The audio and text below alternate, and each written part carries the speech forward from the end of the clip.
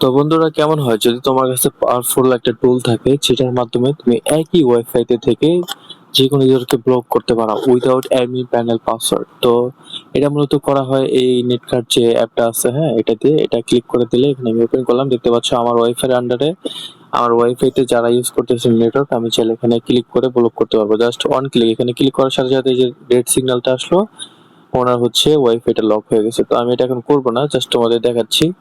আর এখানে হচ্ছে কাট অল, এখানে ক্লিক করলে সবগুলো অফ হয়ে যাবে। এই যে দেখতে পাচ্ছ, এখানে করে কাট অলে ক্লিক করে সব অফ হয়ে যাবে। আর অল অনলাইন হচ্ছে সবাইকে অ্যাক্সেস দেওয়া। তোমার অ্যাডমিন প্যানেলের কোনো ধরনের পাসওয়ার্ড লাগবে না, কিন্তু একটা কথা হচ্ছে অবশ্যই তোমার ওয়াইফাই তে কানেক্টেড থাকা লাগবে।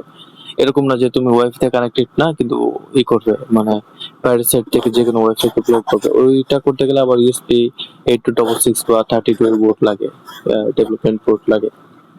তো তোমাদের ক্ষেত্রে হচ্ছে আর নিজের মোবাইল থেকে যদি রুটেড ফোন হয় সেক্ষেত্রে এটা দিয়ে তুমি কিন্তু যে কোনো কাউকে ব্লক করতে পারো, যে কোনো কারো সিগন্যাল ব্লক করতে পারো। সেক্ষেত্রে যদি কারো কম্পিউটারে কেবল লাগানো থাকে, মূলত যদি এরকম হয় যে কোনো অ্যাডাপ্টার ইউজ করতেছে না, সে ডিরেক্ট শর্ট কেবল ইউজ করতেছে, তবুও তুমি তাকে লক করতে পারো এখান থেকে।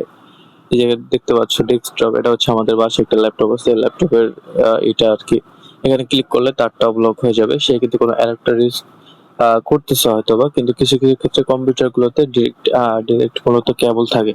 তো এই কেবল গুলো থাকলে তখন কিন্তু ওই ইএসপি 8266 বা 32 এর যে বোর্ড আছে, হ্যাঁ, ওগুলোতে কিন্তু লক করা যায় না। তো তোমরা তো ইএসপি 32 এর বোর্ড কম বেশি সবাই চেনো।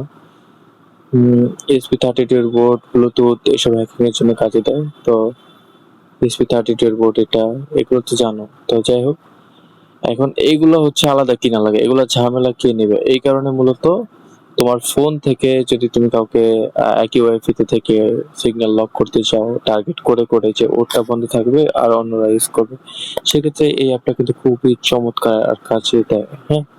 তো যাদের অ্যাপটা লাগবে আমার কমেন্ট বক্স থেকে নিয়ে নেবে। ধন্যবাদ সবাইকে। যাদের রুটেড ফোন আছে তারা শুধু এটা ব্যবহার করতে পারবে, অন্যরা আসলে যদি না ব্যবহার করতে পারে এটা আমার জন্য কিছু করার নেই, দুঃখিত। এটা ভিডিও শুধু যাদের রুটেড ফোন তাদের জন্য। ধন্যবাদ, আল্লাহ হাফেজ।